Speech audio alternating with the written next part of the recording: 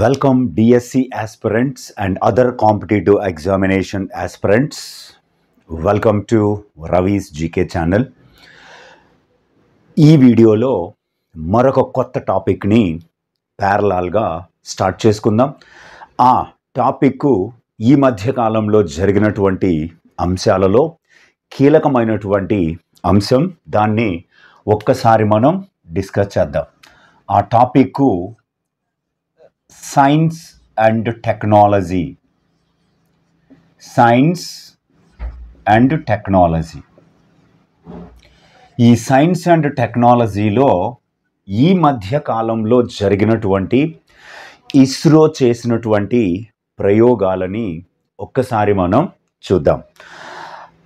ఇప్పుడు వరకు మనకి గత 6 నెలలలో 4 రాకెట్ ప్రయోగాలు నిర్వహించబడడం జరిగింది.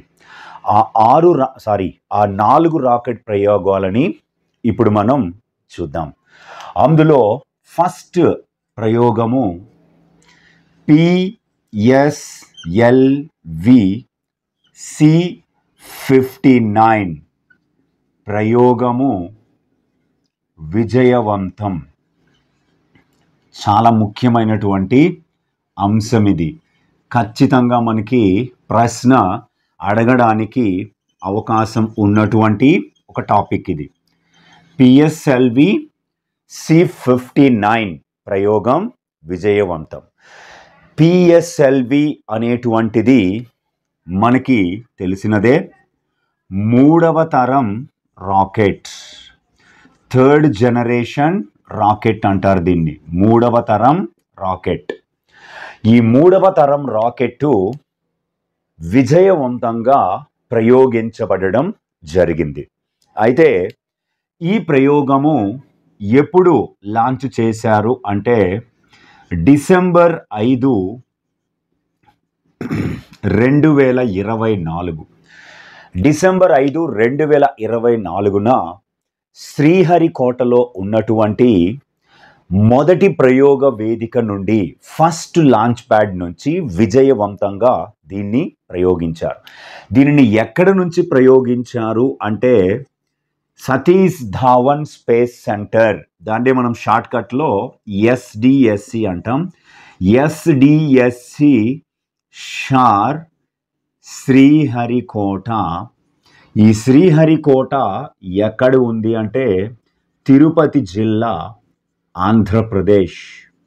ఆంధ్రప్రదేశ్లోని తిరుపతి జిల్లాలో ఉన్న శ్రీహరికోటలోని సతీష్ ధావన్ అంతరిక్ష కేంద్రం, శ్రీహరికోట హై ఆల్టిట్యూడ్ రేంజ్లో ఉన్న మొదటి ప్రయోగ వేదిక నుండి, దాన్ని మనం ఫస్ట్ లాంచ్ ప్యాడ్ అని పిలుస్తారు, మొదటి ప్రయోగ వేదిక నుండి విజయవంతంగా ప్రయోగించారు. అయితే యాక్చువల్గా ఈ ప్రయోగాన్ని PSLV C-59 అన్న ఈ ప్రయోగాన్ని డిసెంబర్ 4, 2024న ప్రయోగించాల్సింది. కానీ రాకెట్లో ప్రొపల్షన్ సిస్టంలో, అంటే మనకి రాకెట్లో ఒక సాంకేతిక సమస్య తలెత్తడంతో, technical glitch in the satellite, దాంతో డిసెంబర్ 4 నుండి డిసెంబర్ 5కి వాయిదా వేయడం జరిగింది. కాబట్టి ఈ పాయింట్ చాలా గుర్తుపెట్టుకోండి. రాకెట్లని ప్రయోగించినప్పుడు కౌంట్ డౌన్ అని ఒకటి నిర్వహిస్తారు. ఆ కౌంట్ డౌన్ ప్రకారము వాతావరణం అనుకూలించకపోయినా, ఇది ప్రయోగించే మార్గంలో పక్షులు అడ్డం వస్తున్నా, అంతరిక్ష వ్యర్థాలు అడ్డం వస్తున్నా, ఈ ప్రయోగాన్ని కొన్ని సెకండ్ల పాటు కానీ, నిమిషాల పాటు కానీ, రోజుల పాటు కానీ పోస్ట్ పోన్ చేయడం జరుగుతుంది. ఆ రకంగా సాంకేతిక సమస్య తలెత్తడంతో డిసెంబర్ 4వ తేదీన చేయవలసిన ఈ ప్రయోగాన్ని డిసెంబర్ 5న చేశారు. అయితే ఈ రాకెట్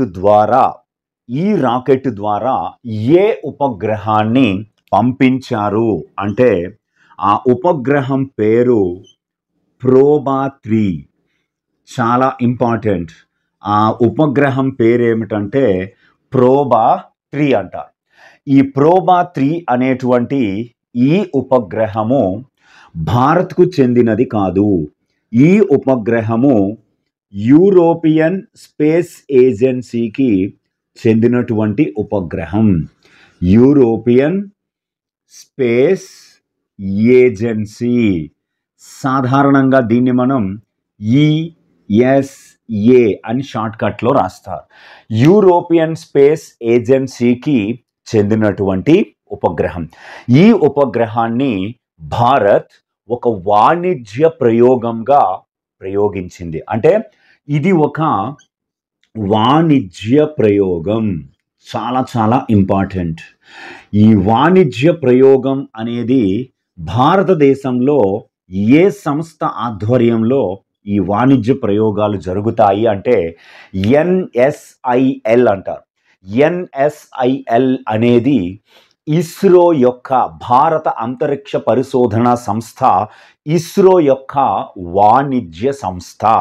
ఇస్రో యొక్క వాణిజ్య సంస్థ ఏది అని అడిగితే రేపు ప్రశ్న న్యూ స్పేస్ ఇండియా లిమిటెడ్. ఈ NSILని మనకి 2019 మార్చి 6వ తేదీన ఏర్పాటు చేశారు. దీని యొక్క ప్రధాన కార్యాలయము బెంగళూరులో ఏర్పాటు చేశారు. దీనికి ఇప్పుడు చైర్మన్ అండ్ మేనేజింగ్ డైరెక్టర్గా రాధాకృష్ణన్ దొరైరాజ్ పనిచేస్తున్నారు. రాధాకృష్ణన్ దొరైరాజ్. అయితే ఈ NSIL ద్వారా భారత అంతరిక్ష పరిశోధన సంస్థ ఇస్రో మనకి తెలిసిందే. ఈ ఇస్రో అనే సంస్థని 1969 ఆగస్టు 15న ఏర్పాటు చేశారు. ఇస్రో యొక్క ప్రధాన కార్యాలయం కూడా బెంగళూరులోనే ఉంది. భారత అంతరిక్ష పరిశోధన సంస్థకి సంబంధించిన రాకెట్ ప్రయోగాలు ఏవైనా SDSC షార్ శ్రీహరికోట నుండి ప్రయోగించబడతాయి. శ్రీహరికోటలో 2 ప్రయోగ వేదికలు ప్రస్తుతం ఉన్నాయి. 3వ ప్రయోగ వేదిక నిర్మాణం కోసం ఆమోదం తెలిపింది కేంద్ర కేబినెట్. జనవరి 16, 2025న శ్రీహరికోటలో 3వ ప్రయోగ వేదిక, 3వ రాకెట్ ప్రయోగ వేదికని నిర్మించడానికి ఆమోదం తెలిపింది. సుమారుగా 3,894 కోట్లు కేటాయించారు. దానికోసం 4 సంవత్సరాలలో ఆ ప్రాజెక్టుని నిర్మించాలని లక్ష్యంగా పెట్టుకున్నారు.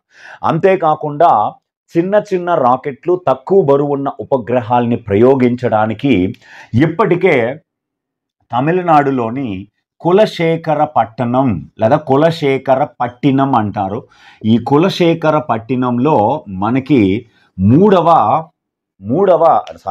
రెండవ ప్రయోగ స్టేషన్ని, స్పేస్ పోర్టుని నిర్మిస్తున్నారు. శ్రీహరికోటలో ఒక స్పేస్ పోర్ట్ ఉంది, కులశేఖరపట్టినంలో ఇంకొక స్పేస్ పోర్ట్ని అక్కడ నిర్మిస్తున్నారు. అయితే ఈ వాణిజ్య ప్రయోగం NSIL ద్వారా జరిగింది. యూరోపియన్ స్పేస్ ఏజెన్సీకి చెందినటువంటిది ప్రోబా 3. ఈ ప్రోబా 3 అనేది దేని అధ్యయనం కోసం పంపించబడింది అంటే సూర్యుని అధ్యయనం కోసం పంపబడింది. సూర్యుని అధ్యయనం కోసం పంపబడిన ఈ ప్రోబా 3 550 కేజీల బరువు ఉన్నటువంటి ఒక ఉపగ్రహం.